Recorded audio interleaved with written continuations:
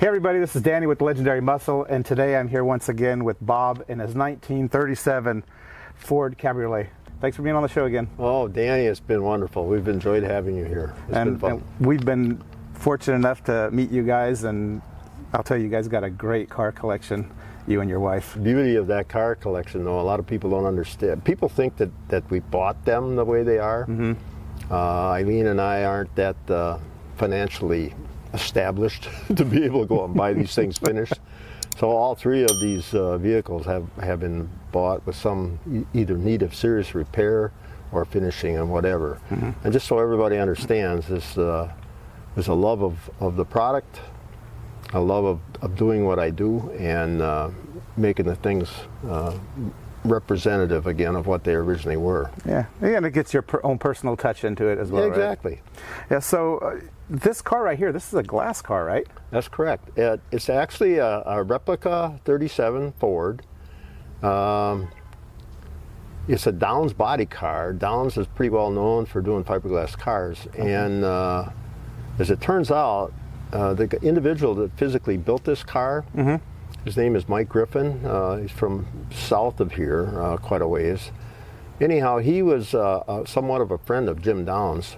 Okay. And Jim Downs got a hold of him and had him build two cars. Now, if I understand the story correctly, Mike built two cars. They're prototypes of Jim Downs' first two-seat cabriolets. He had already been producing four-seat cabriolets, a club cabriolet they're called. Mm-hmm. And Mike built two of these vehicles, one yellow, one red. They're very similar to one another. Okay. And anyhow, Jim Downs liked this car so well that he actually kept it for a while. We can talk to some of the details of that. But it's been on two power tours before I ever got it. Oh, okay. I don't blame him for wanting to keep it. It's a really nice car. So this yellow right here, was this off of any particular car that they took it off of, or what? Well, okay, the car was built over the 96, 97 time frame. Mm-hmm. And Corvette came out with what they called a competition yellow in 96, and that's what this color is. Oh, okay. So when Mike painted this is actually painted outside its garage. I've shown you the photographs of that, which is kind of cool, but it's a single stage paint. There's no clear. Okay. And it was done in 96, 97 time frame. It's really turned out pretty nice. So this is the actual original paint from 96, 97. Exactly. Oh, that's cool. And it's really nice. I met, you really had to put a lot of elbow grease into getting this going. Well, yeah, the other interesting thing, we've had a lot of street rods in our day, mm-hmm. All steel and fiberglass both.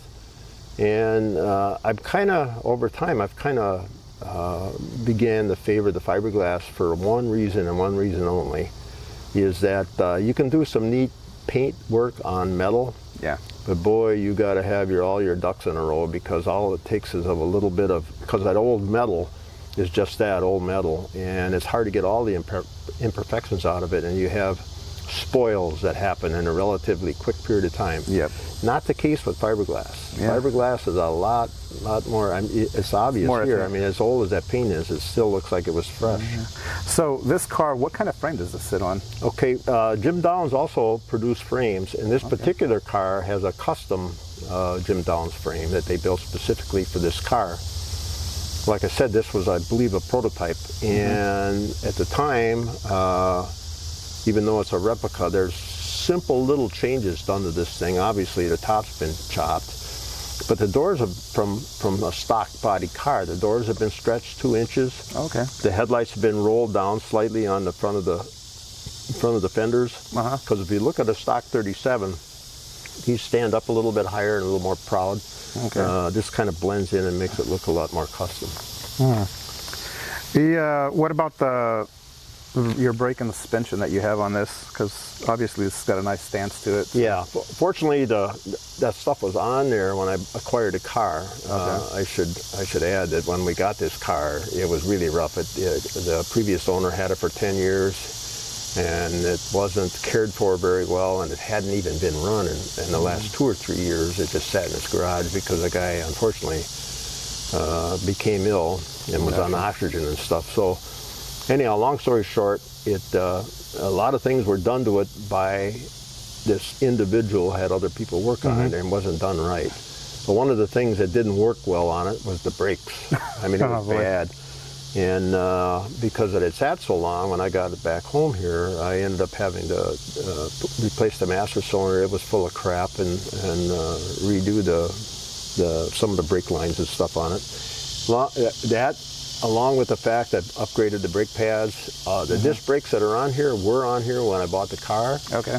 And they are what they call metric GM brakes. And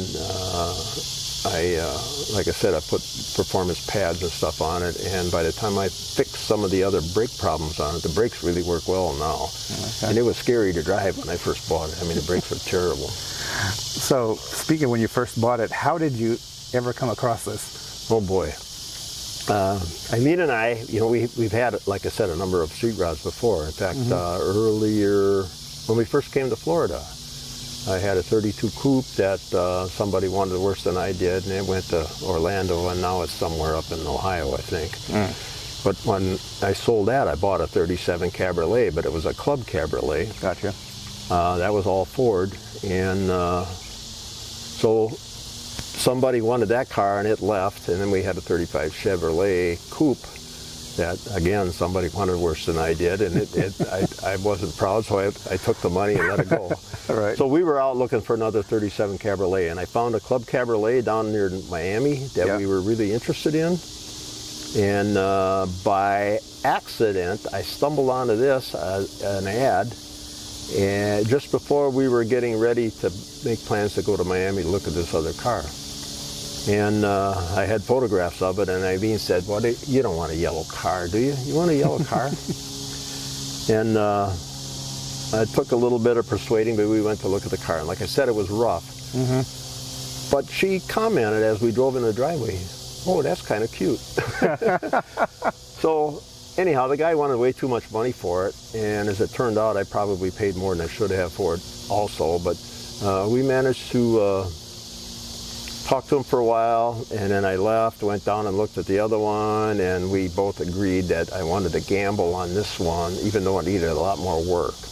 But I thought this would be a lot cooler car. I like the idea that it was a regular Cabriolet, two-seat Cabriolet. It's a great looking car. It is. It is very great looking.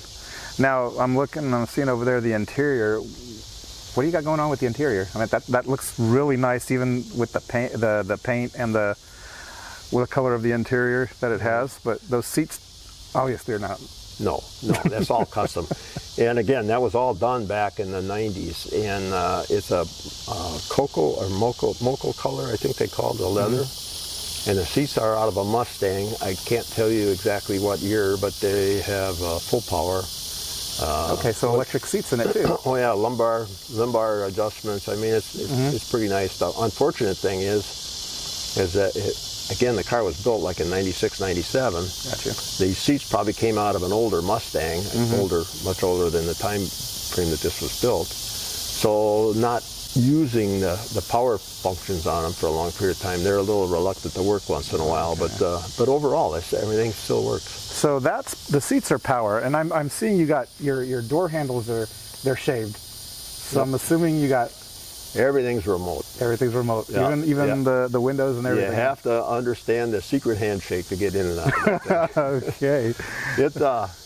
Okay. Everything is remote, and it even has a remote location for an emergency opening of the driver's window, just in case the remote fob takes a crap on you. You can still get in the car. Nice. And had the doors, the trunk. So the trunk also opens? Yep, that's all electronic. All electronic. Cool. That is awesome. So I'm guessing you already know what question I'm going to ask next, right? Oh, you want to look at the motor. Before you go on to that, though, one of the major upgrades I did on this thing, back in 96, 97 time frame, LEDs were nowhere near as popular as they are today. And the old incandescent bulbs and stuff, especially on custom taillights that were real small, they were hard to see. So one of the things I did to this car is I upgraded everything to LED. Even the headlights are LED. Oh, okay. Made a huge difference in being able to see things at night.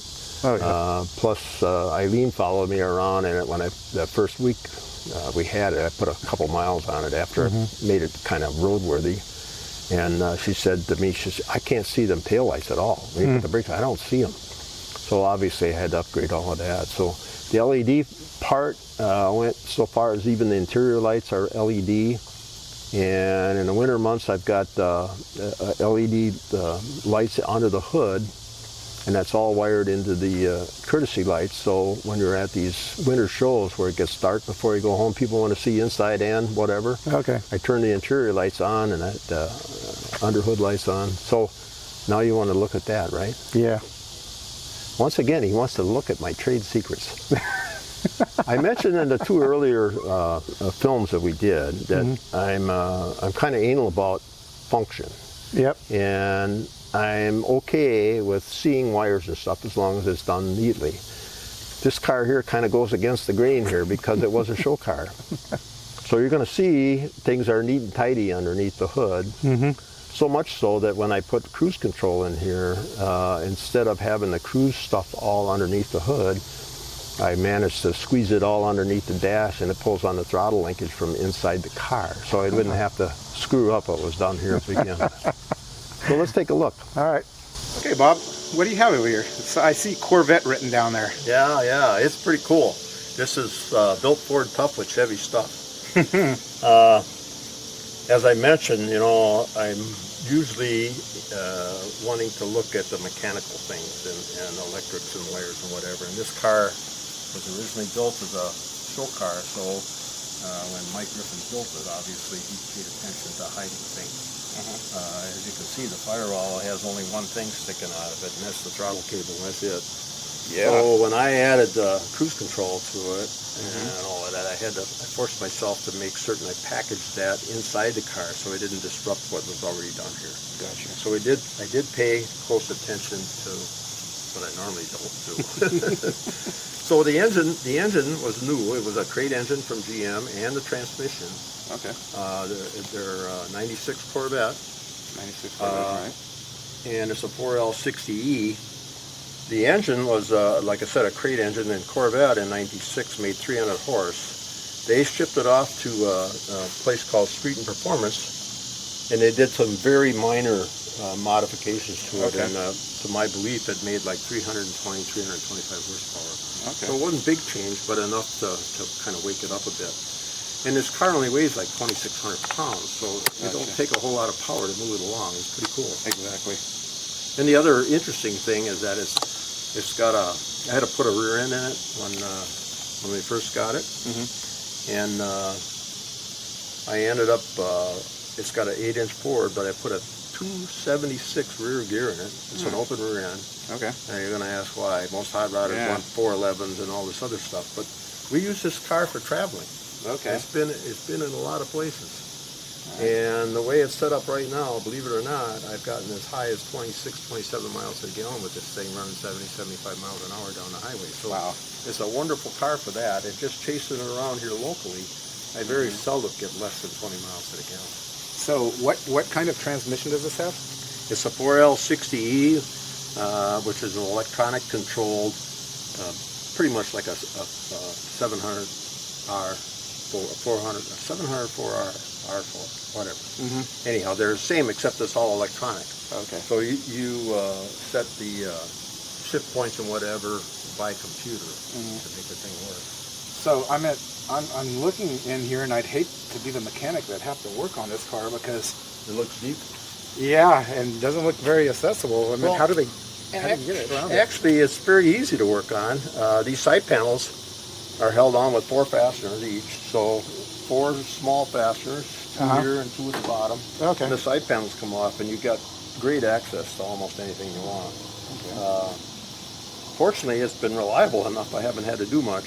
When I brought the car home, though, it had sat for like I said, 2 to 3 years. So things like the injectors were plugged and the wires were bad. There were a lot of things that needed attention. So I put all new spark plug wires in it, and managed to get the injectors to function correctly, but the thing would barely run. You're going to ask me about the radiator too, I'll bet. Yeah, because I'm over there looking at that pan right there. Well, this is kind of interesting. This is a radiator made by Griffin. And I didn't realize this till I had the car because I was looking to find a recovery tank. There is no recovery tank on here. And when I got the investigating the Griffin radiator for 37 Ford, the actual recovery tank is in the upper radiator tank. Okay. So if you look at the pipe here, it goes into the tank for the overflow. Yeah. And then there's a vent off of that goes down to the ground. So when you fill the thing up, there's a drain screw on the bottom side here that you take out, and you keep filling this till you start to get water out of there. That's how you fill the recovery tank. Okay. It's really cool. Kind of packages everything nice and tight. So I'm at Corvette engine. Does it handle like a Corvette?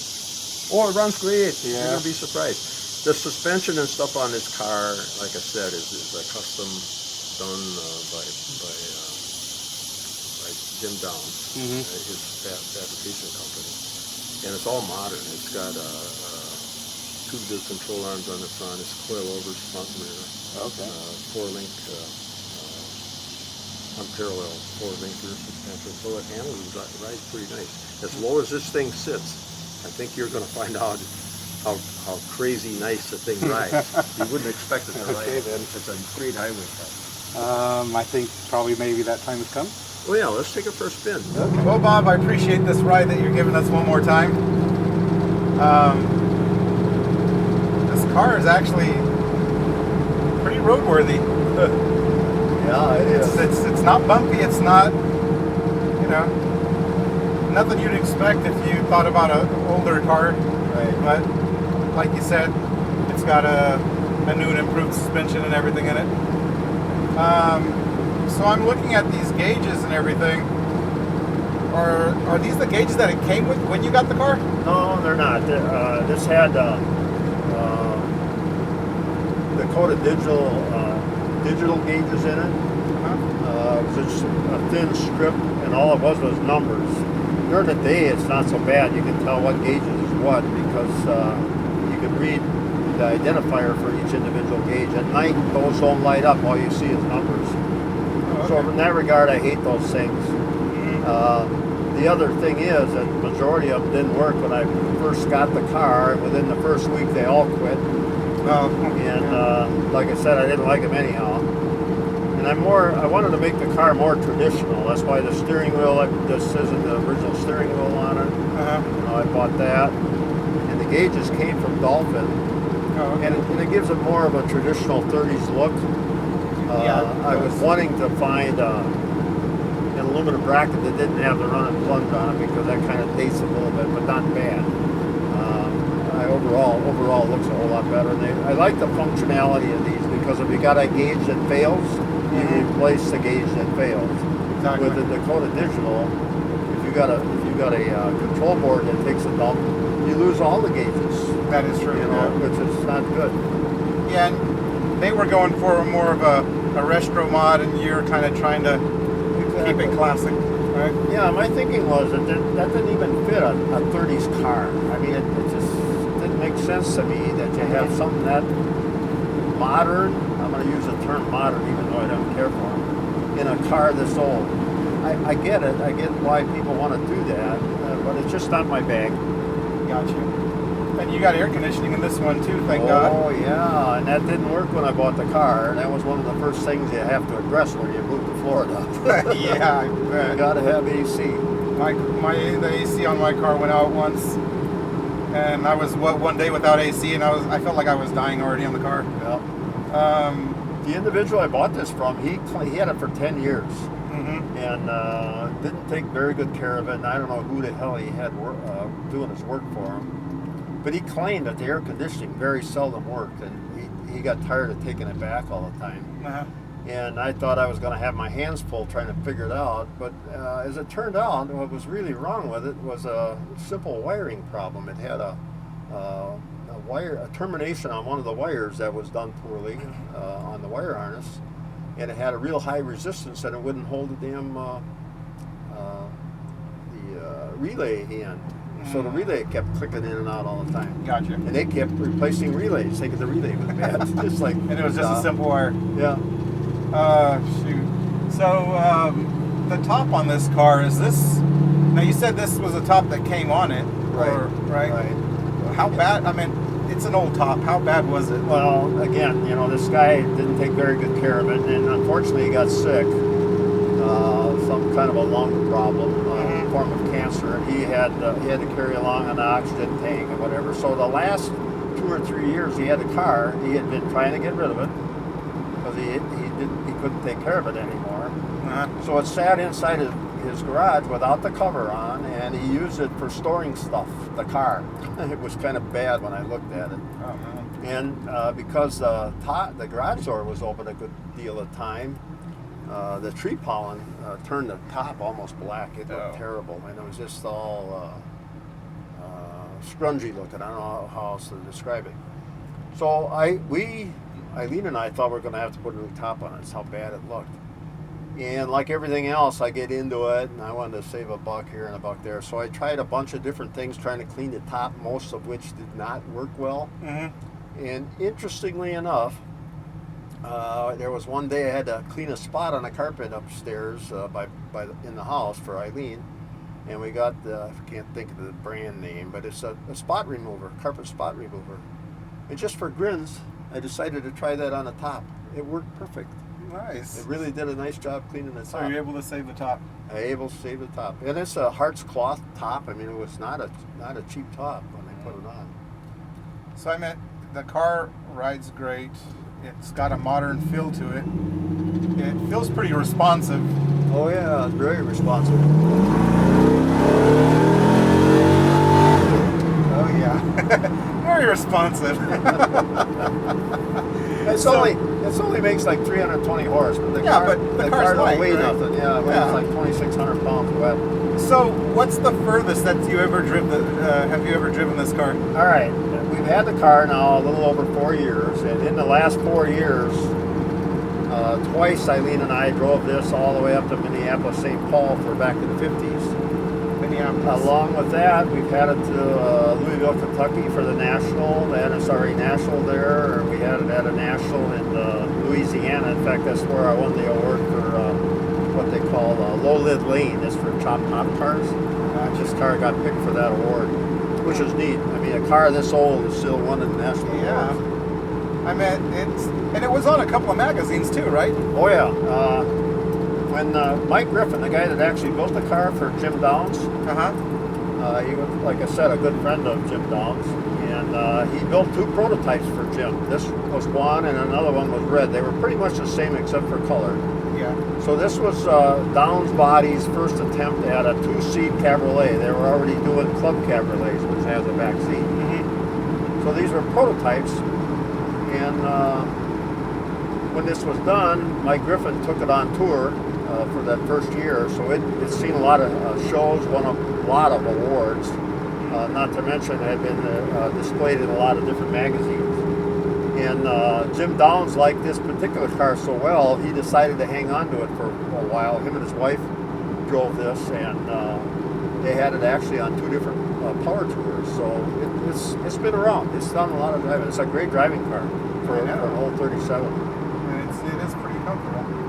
So, speaking of magazines, car clubs and everything, what is the story, but the true story, what is it with the Losers Car Club?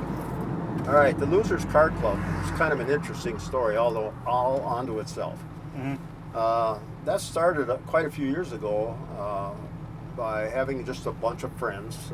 Used to get together once a week and hang out in someone's garage, have a few beers, kick a little bit of gravel, and tell a bunch of racing lies as to how fast they were. You know how that is. Like the fishing stories? Yeah. Anyhow, this really good friend of mine, this Phil Barsky, he was one of the guys that did that, and him and his wife weren't getting along really well, and she was always on his butt about doing honey-do list stuff. Anyhow, one night he was headed out the door to go meet the boys at the garage, and I won't use her exact language, but she pretty much said, "You guys are nothing but a bunch of frickin' losers." Well, that stuck. So that's how the Losers Car Club in southeastern Wisconsin became. And when we moved down here in 2014, at that time there was probably 150, maybe more families in the Losers Car Club. Wow. And because of driving season up there is so short, what we did, instead of the little garage events that they started off with, we started having Friday night garage parties, and where people would bring a dish to pass or whatever. Eileen and I did 2 of those over the time frame we were up there. And we had a pretty good sized lot. It was out in the country, a lot of trees in the front yard. And it was like the driveway was over 400 feet from the road all the way up to the parking area. Anyhow, the last garage party we had, I had my grandson go out and count the cars. I wanted to know how many street rods we had in the front yard. And he was just a little crapper then. He came back and says, "Grandpa, there's 62 hot rods in your front yard," which I thought was pretty cool. There was also, probably half a dozen motorcycles, because I was big in the Harleys at the time, and a lot of Harley people were there, and not to mention just regular cars. So we had a lot of people. That's how that thing grew. We had some great times with the Losers Car Club. So, like, when you guys would go to car shows back then, would it be like the Hells Angels rolling into town, or? No, not really. We would get together on occasion, and we do that down here now too. I got to be known for doing these cruises. I'll call them cruises. Up there, we'd find a reason to go for a cruise. When the bugs got bad in late fall, I always did the Losers Annual Bug Cruise, Bug Smash Cruise. But we'd have a dozen cars show up and be gone for the weekend, doing various things. We used to do Elmer's, go up to Mississippi River, up to where Elmer's junkyard was. That was recently on the news because he passed away and he had quite a car collection. That all got auctioned off. But those are the kind of things we did as a club. It was fun. So is there anybody that you want to give a special shout out to? Well, obviously there's a boatload of people that have done me favors over time. And I've already mentioned Mike Chuchin in this Twisted Garage, because since I've come down here, he's been a big help. The fact of the matter is, first time he saw this car, he wanted this car. He really likes it. Mike has been a big friend, and once again, I'm just going to shoot out to Mike. I think he deserves a lot of attaboys in my mind. Treat good, love thy neighbor kind of speaking deal. Oh yeah.